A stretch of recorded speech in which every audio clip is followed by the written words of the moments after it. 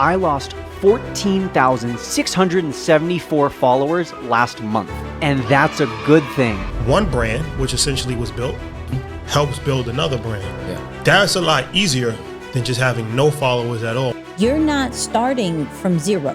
You're already having kind of a built-in audience just by doing that. It was growing my own personal social media page. But then there's an opportunity to start earning your leisure. I've had success with this person in this arena, and if they're going over there, I too will follow. If you're on social media, you agree to put content, you're actually making content for them, which they're selling ads against, and you're not getting paid anything. Was poppin'. Welcome, Nicky and Moose. I'm Nicky. That's Moose. What's up, Moose? What up, y'all? And on this episode, we're going to talk about, is Threads already dead? The Messi Effect, of course. How to launch a business or another brand on top of your personal brand. How to make money going live in a very unique and questionable way. And then, is social media pimping you out? Moose, how we feel about this episode? I'm excited for this one. A lot of how-to content, and then the this or that on the back end. Yeah, you're just gonna have to stay till the end and watch that once again. Get into this intro. 2 kids from Queens, cut from a different cloth. Now joining forces, helping you to elevate your personal brand. Yeah, I'm talking about Nicky and Moose, bringing you a never-before-seen perspective into the mindset, the mentality, the behaviors, the driving force, but more importantly, the stories behind the people and brands that you know and love the most. And of course, this episode is powered by Ecamm Live, the #1 all-in-one streaming platform that not only streams on Facebook, LinkedIn, Instagram, YouTube, Twitter, all the social media platforms, but is also amazing from a pre-recording standpoint. Whether you have a podcast, you have a training, you have meetings, it's amazing for that. It does voice isolation, video isolation, transitions, text. It does everything for you. And we're giving away 14 days for free on us. Just go to www.nickyandmoose.com/ecamm. That's ECAMM for the 14-day trial. Moose, how we feeling? Feeling good, man. Feeling good. Another day. Well, at the time that we're recording this, I got to spend some time playing some more baseball. We were outside, barbecued, and so yeah, that pretty much means summer in New York City is officially on the way. Yeah. So So what's on the plate? We're talking about barbecue. What is on Moose's plate? Okay, so I have to add some context here. So it's a Middle Eastern grill. So it's like the shish kebab, That's fine. The lamb chops. Yeah, it's not the, I know some people might think barbecue and their mind races to American style or, the burgers, the hot dogs and whatnot. But yeah, no, it's definitely like the chicken skewers, lamb chops, that whole nine. Pita bread, you gotta mix it in with that. So yeah, we do Middle Eastern grill. What is the go-to that is unusual on your plate, but you have to have it on your plate? Man, that's tough. Honestly, it's like if I don't have some sort of salad to go with the pita mix and the chicken, it don't hit the same. Just having just the protein without shout out, I can't say the word protein without thinking of DJ Khaled. You seen the thing with Bun B? Him and Bun B, he's like eating, I guess Bun B put out a restaurant or something, so he had him taste burgers that he made. Oh, okay, makes sense. So he's like, protein. It was the funniest thing I've seen. I can't say the word. Khaled, man, once he catches on to something, like it erases your mind with it. So shout out to Khaled, man. Shout out to Khaled. I'm sure Shout out to Khaled. Definitely a dope individual who will mess up your whole vocabulary. For me, I've been working a lot behind the scenes with the podcast, trying to figure out what works, what doesn't, And recently, we made the charts in a lot of new countries. So let me shout out some of the people. We got the U.S. Shout out to all our U.S. listeners, but we got Great Britain, South Korea, France, Mexico, Ireland, Turkey, Philippines, Chile, what is that? Malaysia, I think so. Slovakia, Nigeria, Kenya, Sri Lanka, Ghana, Trinidad and Tobago, Jamaica, Algeria, Uganda, Bahamas, Botswana. Yeah, it's a lot of new countries. Wow. So shout out to everybody who really listens. We appreciate y'all. We actually, and this is like a mini lesson in itself, there is different like categories that you could put your podcast in. And before we were just like, okay, this is entrepreneurship. So like, let's put it in entrepreneurship, realizing that probably 90% of our listeners are not entrepreneurs, right? Maybe aspiring, but are not. So listening to the podcast and how we've been doing it is more like now a how-to, educational, still kind of the business but marketing side. So we put that all in the category, and now the charts are charting. The charts are charting. So mini lesson from something that I did is like, when you see that your lane is crowded, try to find some space in a place that they're not necessarily talking about, but you could really put your stamp on it. So we in the how-to section, in the educational vibe. So go check us out. Go check us out. Are you excited, Moose? Definitely.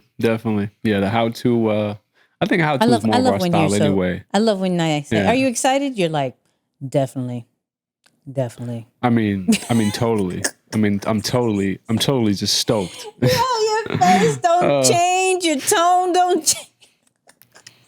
I genuinely am. I wish we gotta hook me up to like a heart monitor so that you guys can see it. Like, the truth is, I genuinely am. I'm very excited. Oh man! All right, let's. That was.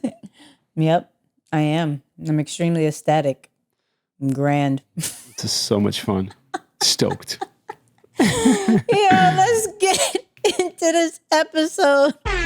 I was not expecting you to come back with that question. I was just like, yeah, no, facts, how to. You know what I'm saying? Yo, shout out to the how to. It's not a bad question. How do you feel about being extremely global?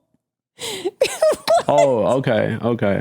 I thought you were asking specific to the how to.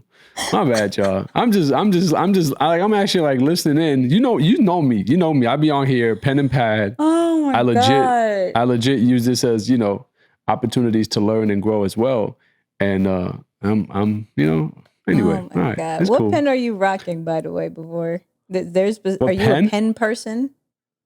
Oh, definitely. Yeah. Yeah, no, pen and pad is legit. No, I have my iPad. Like the type of pen, like the brand of pen. Like, not necessarily I'm a pen and pad person. Like, are you specific about your pens? Or are you just like...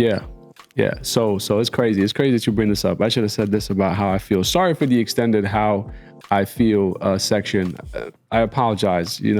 Bear with us. You get to learn a little bit more, I guess, about myself. But no, I almost went on a crazy Amazon pen shopping spree on Thursday, believe it or not, just a couple of days ago, because I was using a ballpoint pen that I got from Egypt.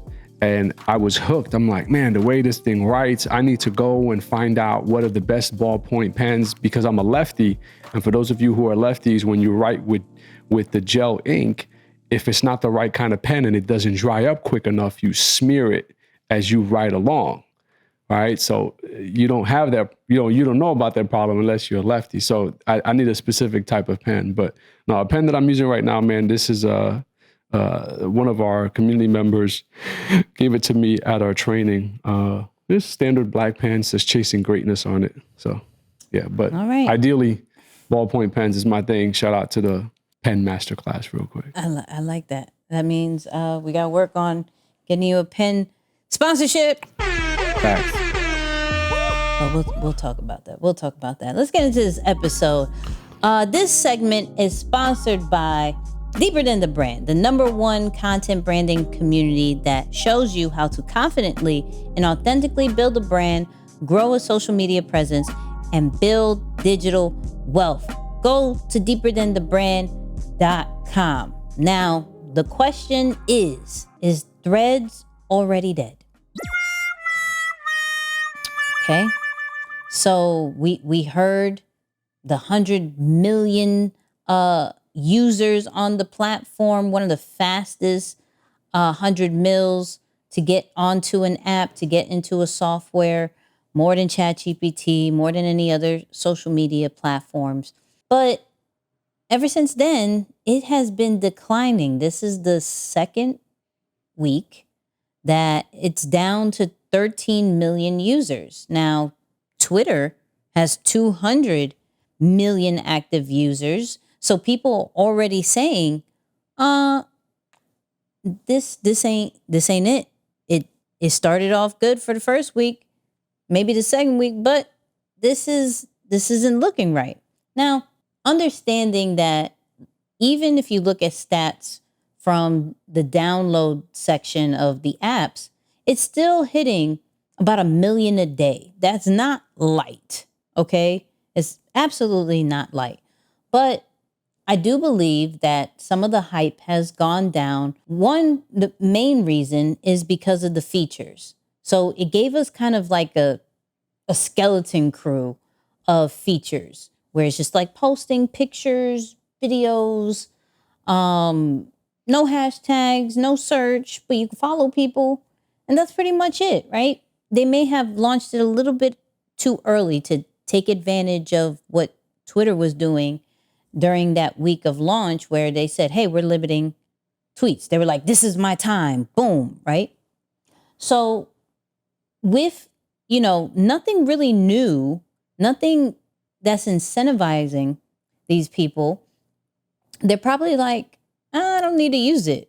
And Twitter's been slowly trying to kick back with paying their creators. People are making 6 figures off of tweets now. You can get paid through ads, but it's only for top creators. So before you go and run ship over there, look at the requirements, right? Now, Moose is going to talk about something that Zuck said about, the recent rumors of like, yo, Threads is dead. I like the confidence that he's speaking to the situation from, right? And this is what he put. He posted this on his account on Threads. He said, I'm very optimistic about how the Threads community is coming together. Early growth was off the charts, but more importantly, tens of millions of people now come back daily. That's way ahead of what we expected. The focus for the rest of the year is improving the basics and retention. It'll take time to stabilize, but once we nail that, then we'll focus on growing the community. We've run this playbook many times, and he put in parentheses, Facebook, Instagram, stories, reels, etc. And I'm confident that Threads is on a good path too. Zuck seemed to be pretty optimistic, like, hey, I know the decline is happening, but don't you worry, I'm Mark Zuckerberg. I've done this about 4 or 5 times, so just sit back and let me do what I do. So I mean, gotta bet on a man who's done it before. Yeah, he's the king of copycat. I will say that. Because even if we think about, there was an app before called Threads that was like a DM only. Now, I don't know if that was necessarily a copy. I don't think any social media app has a DM only situation. So when he thinks of new things, it fails. So maybe we do need to have some type of confidence with Threads. I know personally, I'm still very active in it. My following over there is still very active over there, engaging the whole time. We're talking back and forth. So I still like Threads. I'm still on it. Nikki and Moose is still on Threads. Moose, are you still on I'm still on Threads? there. Yeah, I'm still on there. I'm actually using a completely different tone intentionally on Threads than on any other platform. And something about how they designed the platform, it allows you to feel that the minute you open the app. I don't know what it is, but for me, I could just tell the energy is different on Threads than on any social media app. So that's part of the reason why I think it's too early to give up on it. Just still stimulate it, dedicate some time to it, and stay in the loop. So let us know on Threads or the YouTube community tab. Are you still active on Threads? Because if you're not, you're probably going to the YouTube community tab. If you are, you're going to Threads. So let us know if you're still active on Threads. But I do feel that with features that still need to be rolled out, that's going to bring like that new car smell, like that vibe to come back, because people are going to be curious of how does it work for them? Does it really help them? Will they grow with it? Do they feel natural doing it? I'll say this. I said it before. I'm starting to be like I'm starting to feel comfortable writing. Like I'm starting to talk a lot more. I'm doing carousels on Instagram based off some of the stuff that I do, because I'll do research for the podcast and then I'll turn it into a carousel. And it's like the easiest thing now. So That's fire. Find what social media platform you're comfortable on. But is Threads dead? Let us know. Moose, what you got? Man, well, stepping into the business world, if you have been on social media, especially on Friday night, I know you're listening to this probably a couple of days later, but if you're on the social media over the weekend, then you had to have seen the highlights of Messi scoring the game-winning goal for Miami in his Major League Soccer debut in the States. Now, for those of you who may not be familiar, Messi is an international superstar football player, and I don't mean American football player. Really, for us in America, it's soccer, but I gotta use the two terms interchangeably so that the true soccer fans don't say, "Hey, man, it's not soccer, it's football." So I gotta respect the true diehard soccer fans. But I've been wanting to bring this to the podcast because it's major news for an entire city or an entire state. And it's really interesting when you break down the effects of this. So the story, although he just signed with the club and made his debut literally on July 21st, this has been in the works since 2019. So Jorge Mas and David Beckham, who are partners in ownership of the Miami club, they have been working with Lionel Messi to come to Miami since 2019. This is something that's been in the works for about 4 years. They first went over there, spoke with his father, and of course, Messi was playing in Paris, bounced around before eventually signing here. Now, since he signed on, his jerseys have been out of stock, selling out crazy left and right. His debut opening game yesterday, LeBron was there, Kim Kardashian. I mean, it was star-studded. And it's kind of interesting even that LeBron will go there, because you would think that he would go maybe to an LA game, but made his way to Miami for something like that, which is pretty dope. But ticket sales, away games for Miami have increased by 558%. Home games have increased by 459%. And that is in just ticket sales alone. Now, here's the big boom. The club's value is currently valued at $600 million. The club owner, Jorge, said in the next 2 years or 1 to 2 years, they expect that to double to be somewhere in the range of $1.3 to $1.5 billion, which is bananas, right? When you double a club's value because of one player. So you're talking about bringing technically the best soccer player in the world to the States, which is going to impact local businesses, right? People in the area are going to benefit tremendously, whether they recognize it or not.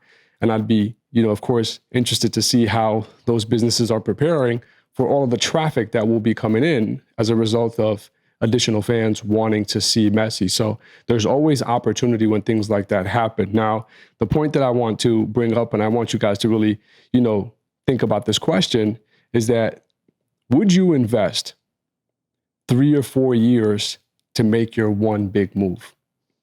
All right, that's what's that question here. It's like, yeah, you can be impressed by the numbers and be in the know-how of what's happening inside of the sports world, but really it comes down to this. Sometimes in business, you have to plant your one big move 3 or 4 years in advance. All right, it's thinking about, hey, we aim to be this caliber of team in the industry. We know we can't do that right now, and that takes a lot of discipline to want to be the best or want to be a certain way, but not necessarily make the move because you're not ready for it. All right, that's really having an honest look in the mirror. So, would you do that? Do you have the discipline to plant your big move 3 or 4 years in advance before you finally sign the check and make it happen? So, yeah, I'm gonna be watching along, man. Honestly, soccer was the sport that I first played back home before I even got into baseball. Soccer was my sport. So I'm definitely going to be tuning into this and seeing how it transpires. Are you going to play soccer now? You gonna bring that back too?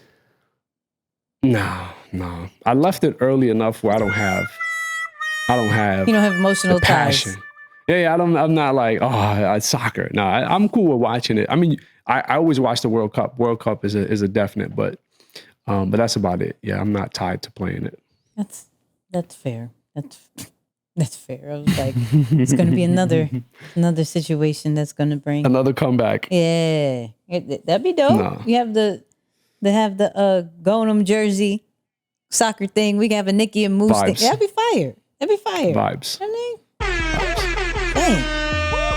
But let's get to this week's Creator of the Week, and the Creator of the Week is Brock Johnson. Okay. Brock is an amazing content creator that has over 600 not even subscribers, followers on Instagram. He's actually rebuilding his TikTok.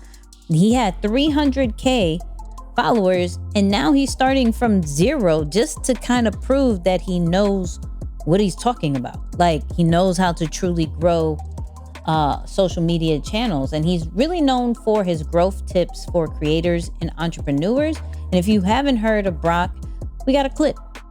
I lost 14,674 followers last month. And that's a good thing, because if someone is unfollowing me, that means they were likely nowhere near becoming a customer. Very rarely is someone about to pull out their credit card, but then deciding to unfollow you altogether. Ultimately, people choose to unfollow for a wide variety of reasons, and none of them are my business. If I'm not for you, that's fine. I'm not everyone's cup of tea. And the fact of the matter is, you aren't either. So you need to stop trying to be. If you try to appeal to everyone, then you end up appealing to no one. So niche down. Get honest with your content. Share your real values, opinions, and beliefs. Be yourself. Let your freak flag fly. That's how you attract customers, lifers, super fans. That's how you build a highly engaged community. Facts. Yeah. Shout out to Brock. We've been following each other for a bit. He's on top of the Instagram game, just the social media content situation. He works with his mom. Him and his mom have like a great community. So that's super dope that you could work with your that's mom. Awesome. Right. Like it's awesome. A vibe. I think his dog has 10K followers and everything like that. He's a really dope individual. Go check him out. But that's the Creator of the Week. Moose, have you heard of Brock? Hold on, I got the drum roll. Wait, I got the drum roll. Hold please. on. I got it. Well, extended. I actually have. Wait, where's my air horns? Oh, wait, no. Wait. You go for the volume, yeah? Wait, I got to bring the volume back. There we go. Come on. Man. Yeah, no, I've seen him, man. His stuff is dope, man. He really does a great job of, I think, also a lot of content, but great quality content too. So it's difficult to not run into his stuff at some point or another. So yeah. Good Shout out stuff, to Brock. Yeah, shout out to Brock.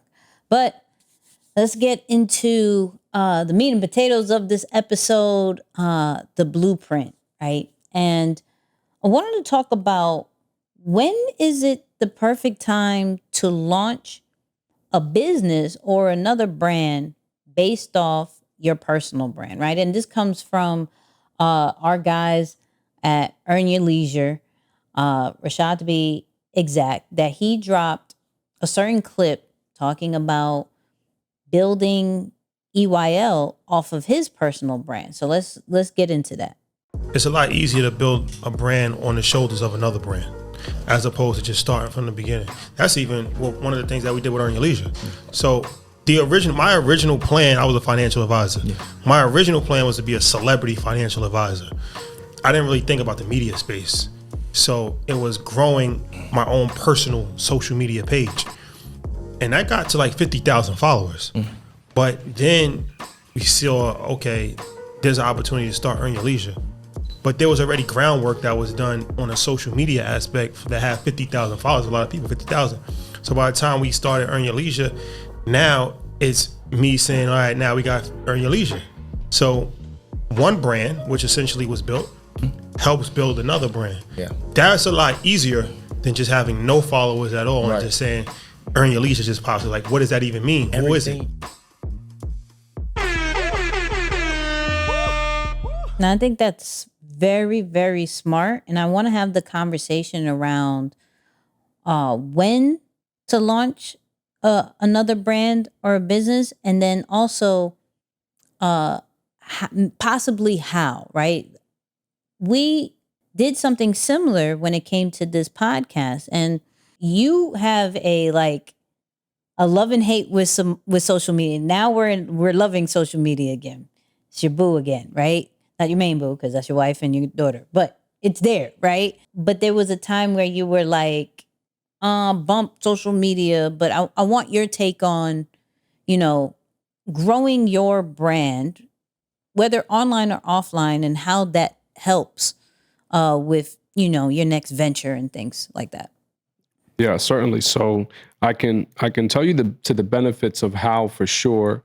And it's just about what we talk here on the podcast a lot, which is putting in enough work to establish relationships with a wide array of people that ultimately become a part of your community. That community is going to want to support you for a variety of different reasons. They may want to support you just off of love. They may not be interested in the product or service that you're launching on your next venture, but they just love you as a person and they want to be a part of what you're doing.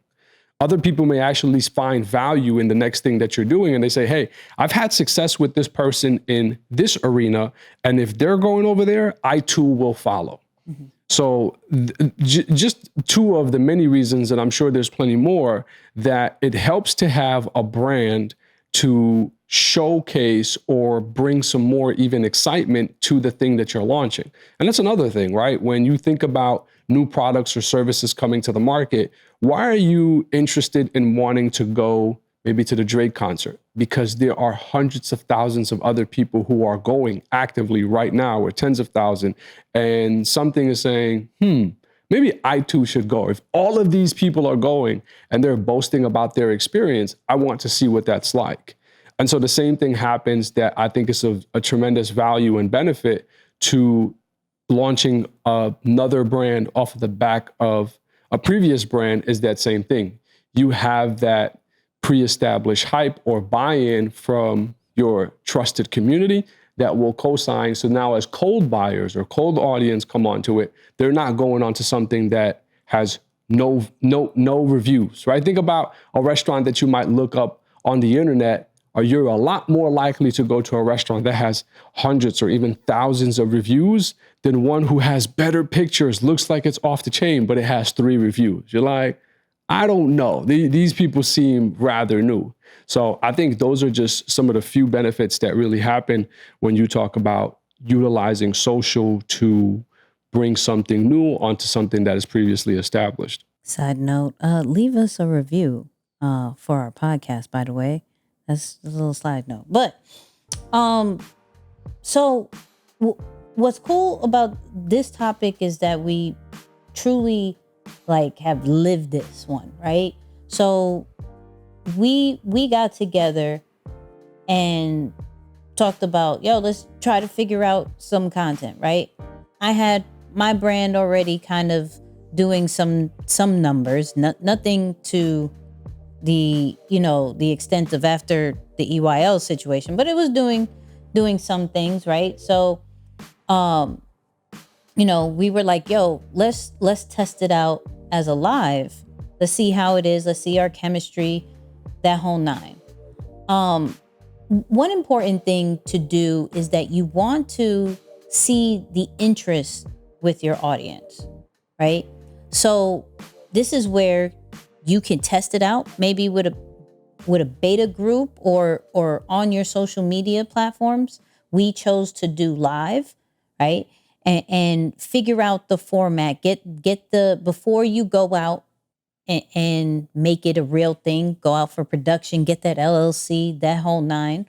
Like, see if there's any types of interest while you're doing that. Are you polling your audience? Are you surveying your audience to be like, is this something that you'll do? At a certain point, after a few weeks of us doing the podcast, we were like, not the podcast, the lives, we were like, what do you think about turning this into a podcast? And the polls and the feedback was like, please do. Like, we can't watch the whole hour if we came in late. Like, we missed the whole thing. So I would say definitely poll and survey your audience for the interest. Another thing to look into is check out your engagement and conversion rate as far as when you put out content about that particular business, about that particular project, brand, whatever you're creating. Check out if the people are actually tuning into it. So we can look for the polls and the surveys, but the comments also mean a lot. We made our moves off of comments.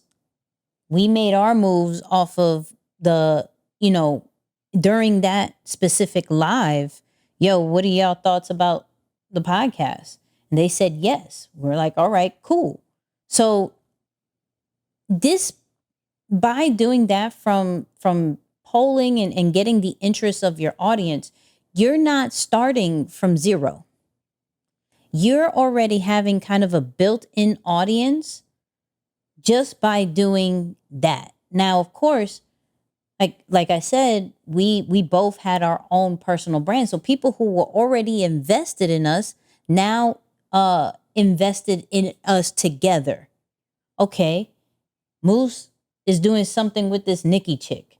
Who is this Nicky chick? But I like Moose, so I'm gonna tune in. I don't know who Moose is. What is his real name? But I like Nicky. Let me go check him out, right? So it's important to start with one thing, get credibility, build trust, to then bring them into another thing, because you are having already the credibility that's saying you already do good over here, you're probably going to do good over there. Yeah.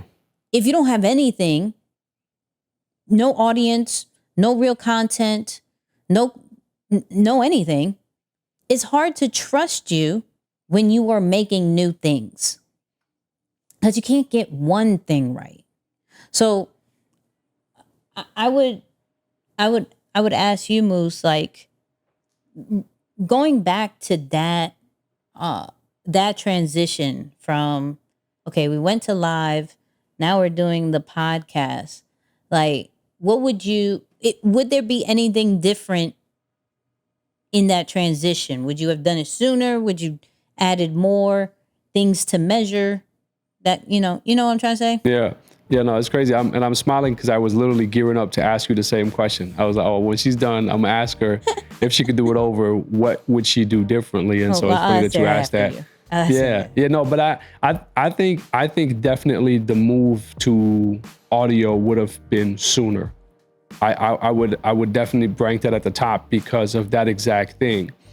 The COVID era, and I think, you know, one of the things, and this really plays into the Threads conversation as well, we're starting to see a lot of things come and have a big boom, and then they begin to average. I'll give you a couple. Clubhouse, stock market, and all things investing related that happened during COVID pandemic era itself, and now again with Threads. And so it's helping me to realize that whatever you get at your peak or at the height of something is not going to be the everyday norm. It's going to fizzle out and land on some type of average. And so when you're at that moment, don't be so excited about the hype and say, okay, this is gonna be my new norm. I'm just gonna live here. No, plan for what would you do? How can you leverage this momentum, all of these eyes on you now, so that you can plan a better landing, right? It's almost having a better soft landing, if you will, is what they call it. And so that's one thing I would have thought about, is to say, hey, okay, during the pandemic, people are home, they're able to sit and watch, but how can we convert this into more of an evergreen strategy or an evergreen setup that more people can tune into, even if they are not available Tuesdays at 8:00. And so I think going to audio sooner would have been the thing I would do differently, and then just keeping that thing in the back of my mind. Hey, everything launches at a height, eventually it lands, and so you want to prepare yourself for a soft landing. Yeah, I think I would do the same. I would introduce the podcast sooner, but I think I would also get more feedback as far as the format of the podcast, right? We did a certain kind of live style, and we brought exactly the same thing to the podcast, thinking like, okay, that's exactly what they want. But clearly, how we do the podcast now and what we did in episode 1 to knows how long. It was Very different. Yeah, really different. Really, really different. And now more of just like a complete situation where it was just one that was super focused on one person, and we can miss some things. Maybe we're just talking too much about their success story. Maybe we're talking too much about how they made money, but not just both as a whole. So I would definitely survey the audience a lot more, not just go based off, yeah, we like it, it's great. But okay, but what exactly do you like? And when we go into audio and when we take YouTube serious, what would you want to see? What would you want to hear? How would you like things to be, placed? So I think for me, I would definitely do that. You know what's another one that comes to mind quickly is introducing complementary products or services sooner, which is what are now our sponsors. So you know how Deeper Than the Brand is slotted to sponsor a certain section, and then Flight Assessment. But I think finding that marriage sooner, or finding a better way to tie it to the podcast, would have been ideal as well. Because I think about when you put out, especially a media or a content related product, let's just call it the podcast as a media product, people are going to tune in. They're going to love what you're saying. I ran into someone randomly at a wedding yesterday who said, not randomly, but I ran into him randomly, but he was saying, I listen to, the stuff that you put out, and it's always good to pick up on different cues and the things that you're sharing. And so I've known this guy when I was playing baseball in high school. I did not expect him some 15 years later to still be tuned in. Yeah, but it's cool, right? And I just think that when people land on something that they enjoy, they're looking to do something with it, and whether applied to experience. So I look at what the fellas have done even at EYL, they've turned the podcast into the events and, various different things, or the merch. And so there are other things that tie the experience to it to make it more tangible so that you can create a deeper connection with each of the community members. So I think that is something that I would say is critical in that process or journey as well. Just a quick recap. Build your personal brand first. That's one thing that we did. Build the personal brand first. That doesn't mean you have to have what Rashad did, which is, 50K of followers. But I think a good, solid community that is responding back and forth with you, that could be 5,000. That could be 10,000. That it varies for people, as long as you have people that are locked in.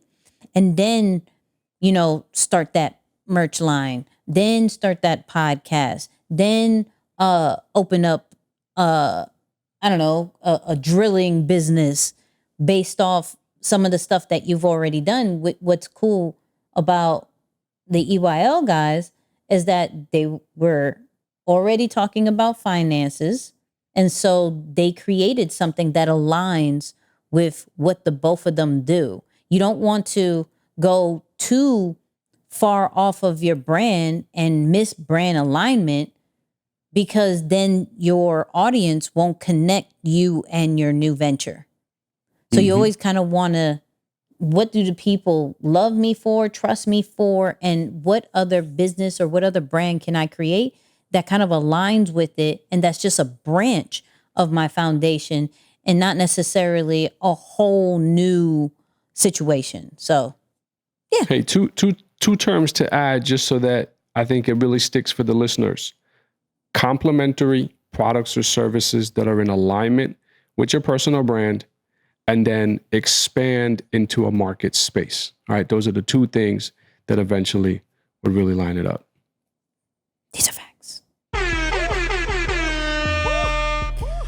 don't know if y'all been on TikTok lately. It's actually trickling into other social media, but it's mainly on TikTok, where you are seeing, you're hearing a lot of things like gang gang and thanks for the rose and ooh, I like ice cream. There is a particular TikTok person called PinkyDoll who is from Canada and is reportedly going live acting as an NPC character, which is a non-person character, which think of GTA, okay? Grand Theft Auto, where you'll see a lot of like weird movement, but it's a character, right? And she is getting paid to say certain things, do certain things based off the stickers that she gets from TikTok.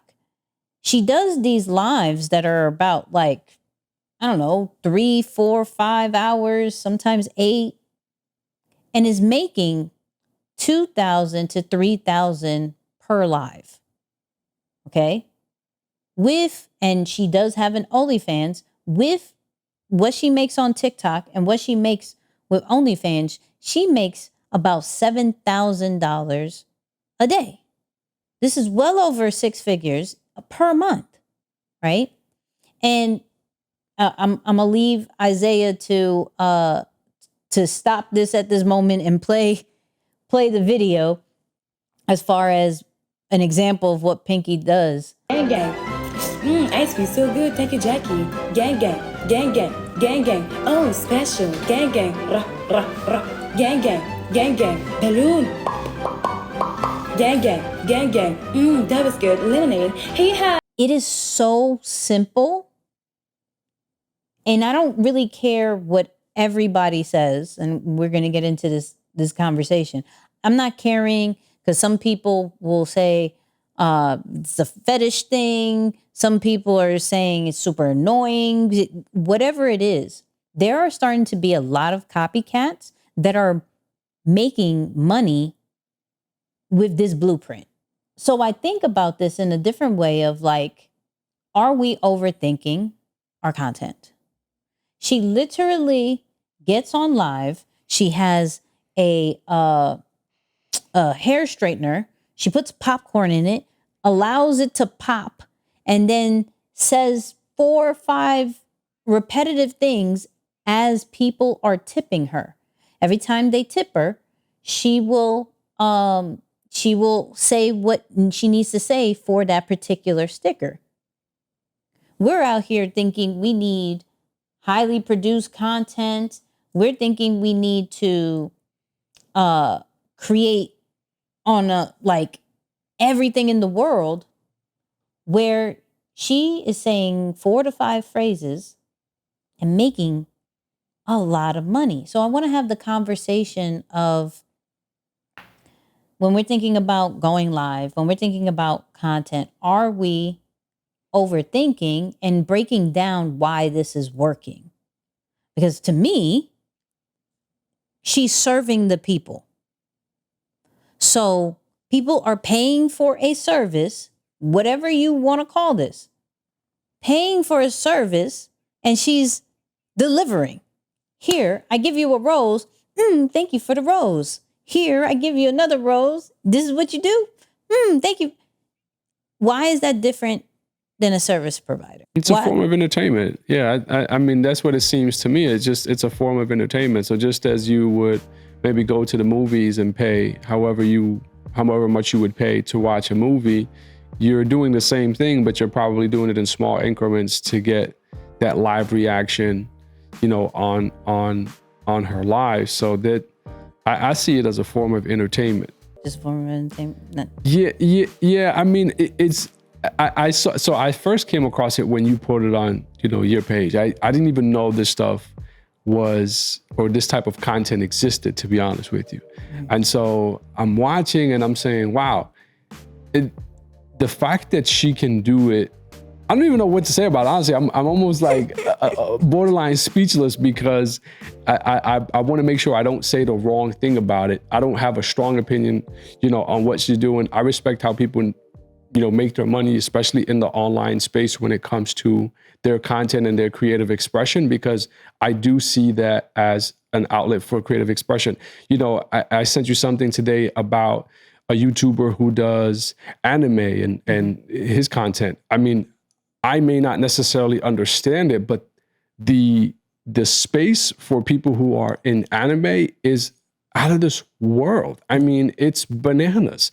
I look at, events like Comic-Con and the amount of people that come out to New York and how deeply they connect or have a connection with the different characters of some of the shows or what's happening. So I guess what I'm trying to say is that I don't see much of a difference between that style of programming and what she's doing on TikTok. She's just presenting, think of it as an anime in a reactive form live on TikTok. So you might see it differently. And of course, I understand her background and what she's done. I'm going to say professionally, whatever is, is probably what's creating some backlash to it. But I like the point that you're driving home, though, ultimately is whether you have an opinion about this person or not, to take lessons from what she's doing and simplifying it so that you can do the same with your content. Right? It's like, if people are going to find interest in something like that and you feel you have something more valuable, but it doesn't exist, that's the problem. That you probably do have something more valuable to share or say than just say thank you and maybe make sound effects on live. But if it does not exist and people can't find it, like you said, without content, you don't have a brand, and that's where it stands right now. So I'm curious your take on it, but I think the piece that hits home for me for sure is the overthinking of the content. I can't watch it too long. I get it. Like really? Does this work? Does this really, that's how this really works?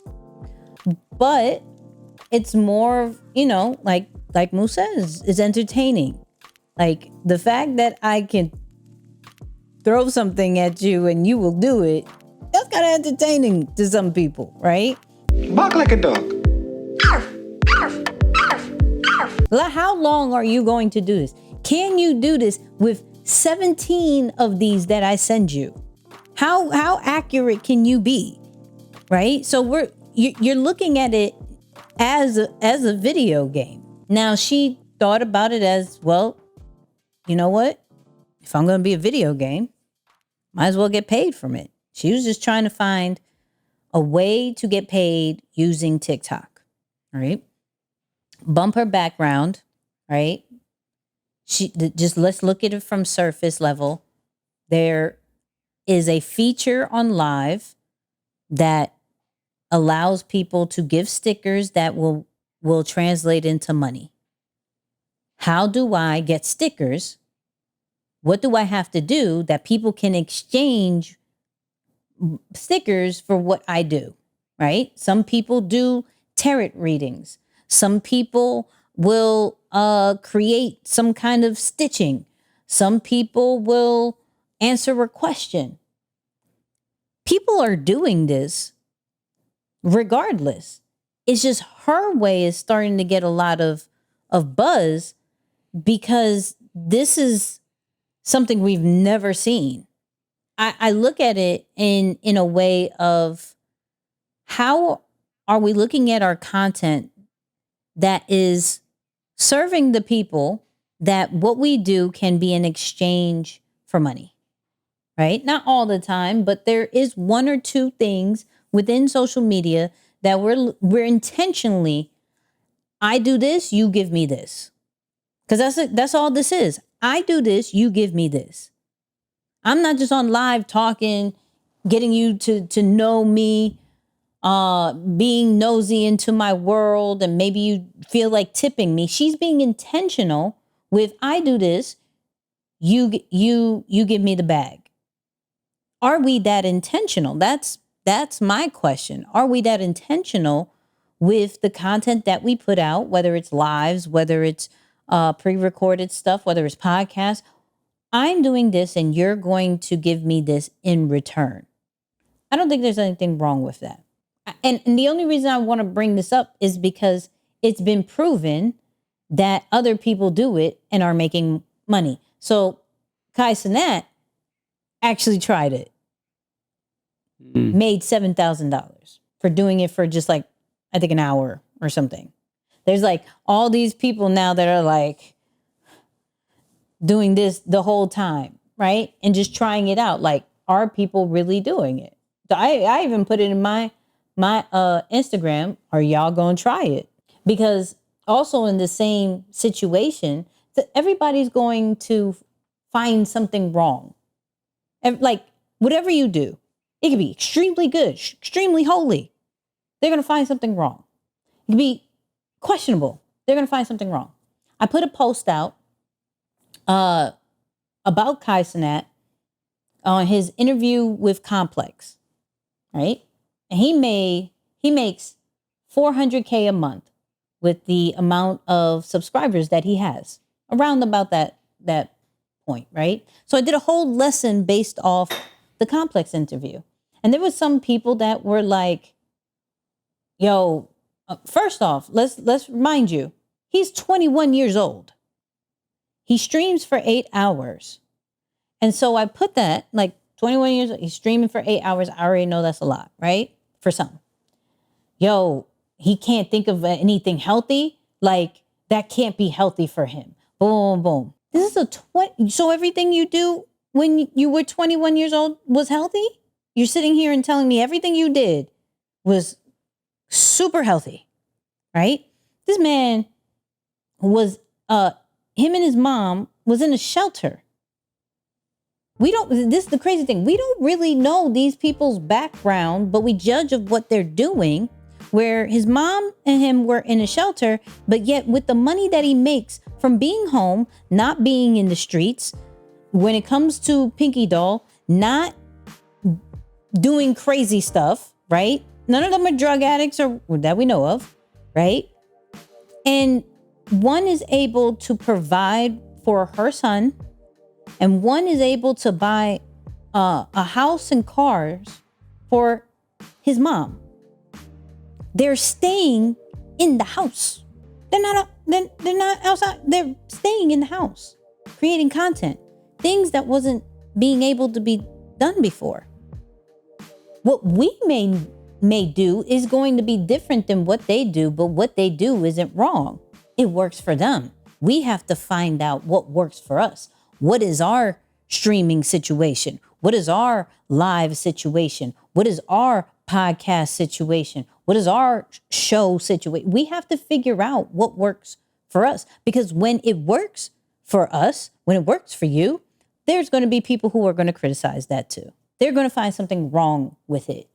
But your bank account is going to say something different. What's great about PinkyDoll is that they asked her in New York Times, yo, how are you dealing with the reaction? Like, you're getting some negative reactions. She's like, I don't care. I'm winning. Like, 7,000 a day to be live for a few hours is winning. We have to stop paying attention to maybe what we deem is dumb or what we won't do, and figure out the very simplest things with our content to be able to make money. That's it. It can all be so simple. That's it. So Yeah. yeah, Moose, you got anything else to say to that one? No, nothing to add to this part, man. I mean, I like the big takeaways, just the overarching themes. And, you know, again, for those of you listening or watching this, don't always get caught up in the name and the need, the natural human need to feel that you have to pass judgment. Well, what do I think of that? Mm-hmm. You know, there are things that for me, sometimes we cover on the show and I don't have an opinion on. I don't really care about it, but I am thinking about, what can I learn from it? What lesson can I extract from that? Oh, wow. This person found something that by a lot of society standards is not normal, quote unquote normal. But guess what? She took ownership of it and is winning with it. What can I learn from that? And so you as the listener, you as the viewer, you need to be asking yourself the same question.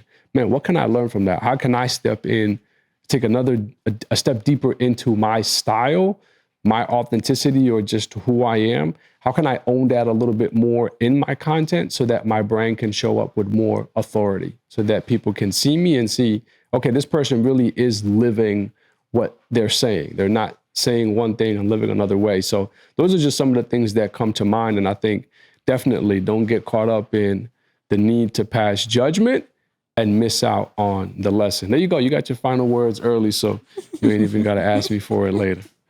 Listen, find your thing, okay? Just find your thing. That's all it is. She found her thing. Kaisenat found his thing. We're going to find our thing, right?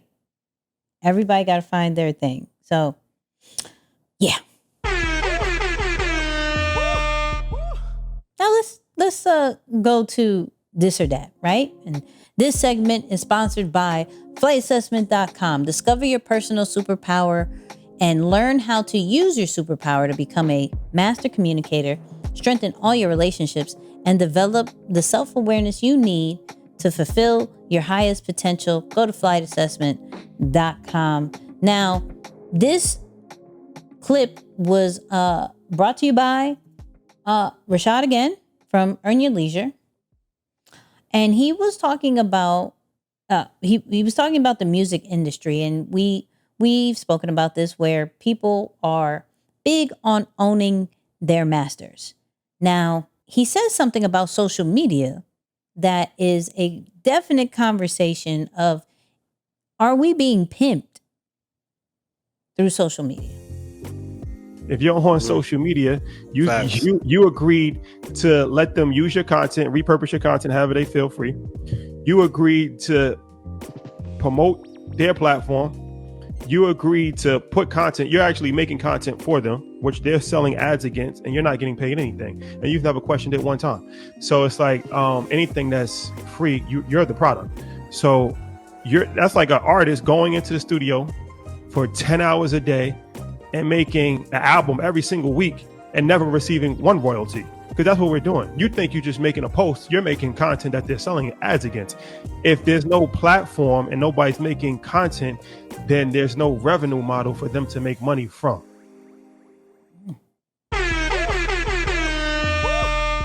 I want to know what you think, Moose. That's a loaded clip, for lack of better terms. And there's a lot of truth to that. I have to admit, I don't know how it lines up to the music industry per se, but I am going to speak to it, from a business standpoint, because there was a time that I made a comment about, this was definitely during one of the seasons that I was not in love with social media. I have to preface by saying that, because I made a comment, and even the example that I drew to, and I think one of the community members ended up making a comment like, hey, I understood what you were saying, but you definitely shouldn't line up, that moment in history with what you're trying to make there, because that was out of pocket. And I was like, you know what, you're right, I apologize, never again will I say it. But I have the same stance on it, at least then, right? If you think about it, the way I saw it then, and this probably was maybe 2 years ago, the way I saw it was the owners of the social media platforms had a lot of people working for them for free. And I was specifically referring to all of the users, and even more so the content creators who dedicate so much of their time and their life to produce content on these platforms. And there is no guaranteed payment. You're not doing this because you get a guarantee return. You can't really track it. Now, in a lot of ways, it falls under the category or the new form of marketing, right? We understand that social media is a form of marketing, and that's how you use it.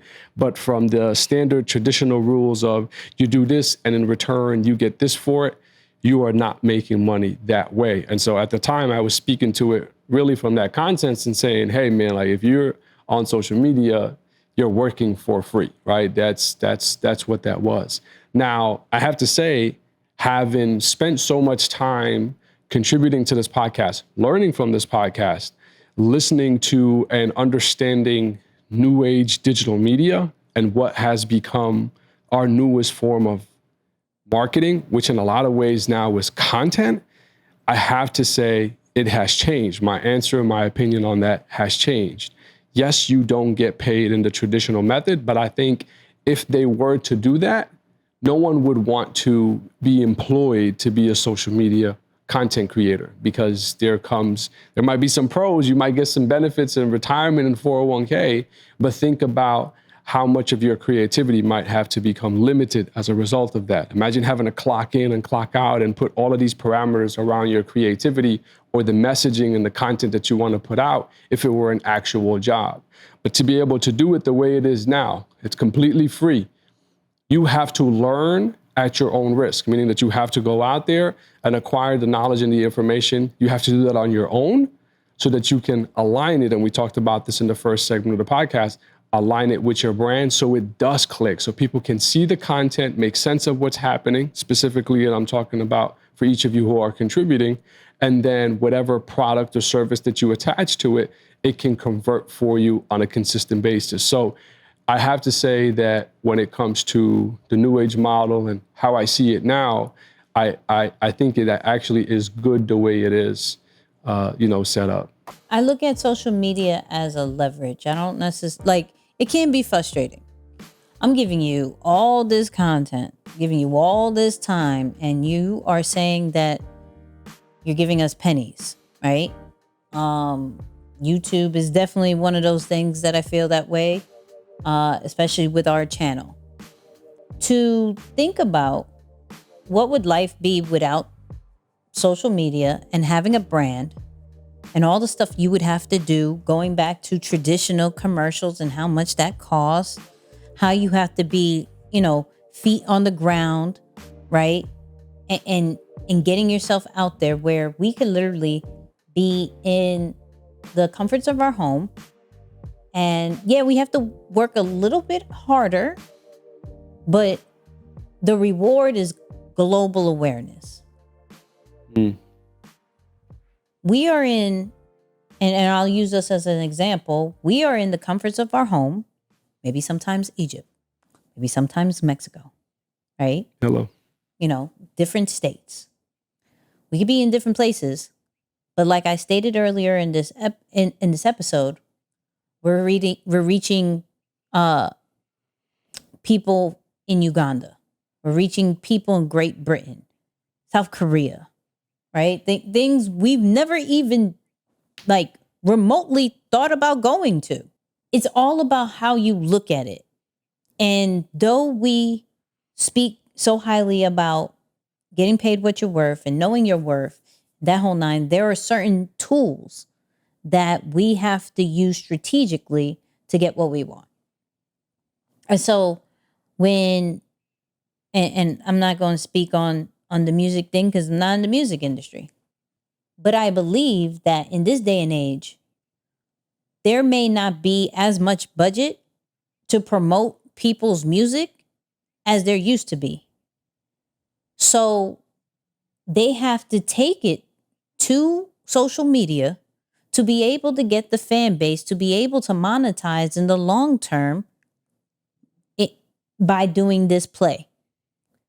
So, and to think about it, when they do put their music up, there is still ways that they can monetize when people are using their music. Maybe some of those don't know that, but there are ways of doing that. Shout out to Tobe, because he's one of those guys that's figured it out. What I don't like is what people will complain about a free tool. And I'm not saying that he's complaining, but I don't like that people will complain about a free tool about how much they're paying the creator. Now, granted, we as creators make the social media brands work. They have a pulse because of us. Not taking that away. But also, what are we doing as personal brands, as brands, to build our own community, to build outside? Right? I was watching, shout out to Mike and Trap. They had this really good interview.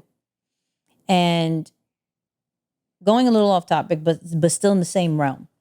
Trap was talking about, it may look like I was on a press run, but I was really being just led by the Spirit. But I'm realizing my whole goal was to get my message out to the world, but I didn't have the business part right. So I actually had to chill out for a little bit. I got my own spot. I got my own studio, and I figured out the business model.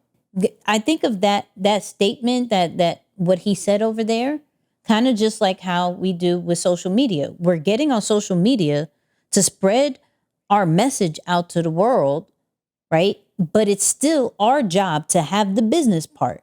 This is why we have been so big on talking about the creator economy and talking about the different ways you can monetize your brand. Because if not, you are going to get frustrated with social media. You are going to get frustrated with the couple of coins that you will be getting here and there. Now, you do have some outliers. You do have those that break the mold and understand the algorithm and how to make a good amount of living just from the platforms alone. Absolutely.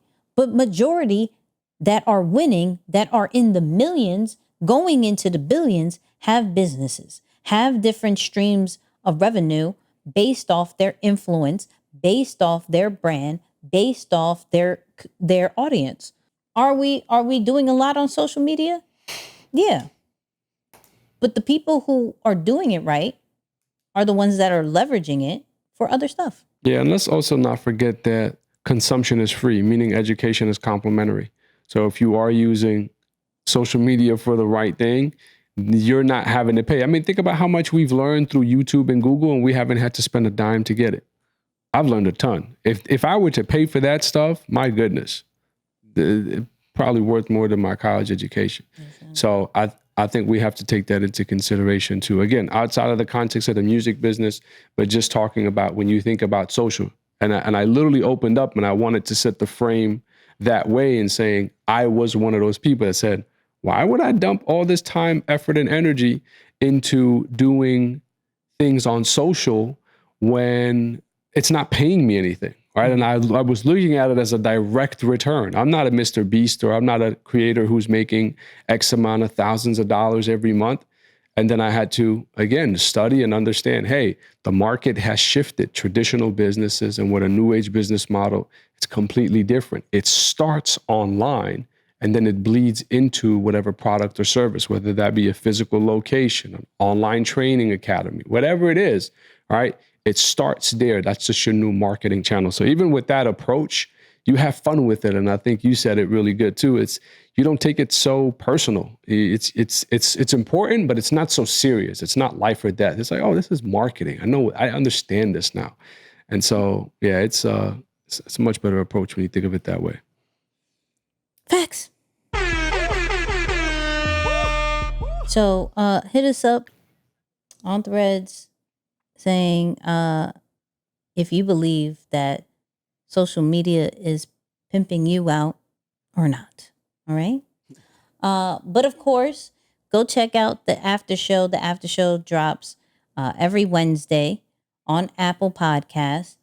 Of course, for those who love the video experience or want to watch different clips of us, definitely go to YouTube. The full video drops every Wednesdays at 8 p.m. So that's a whole vibe.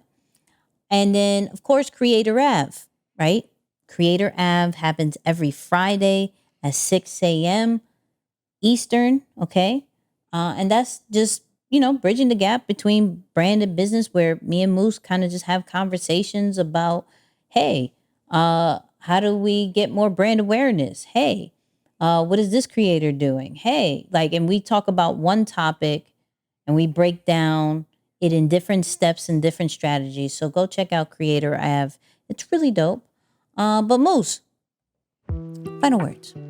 I think I'm giving you the third final words in this episode. But no, I will paraphrase because I saw something in the last week or so that I thought was really cool. I'm going to be very helpful for overthinkers when it comes to how you see problems. They said a problem isn't a problem if it doesn't grow when you leave it alone.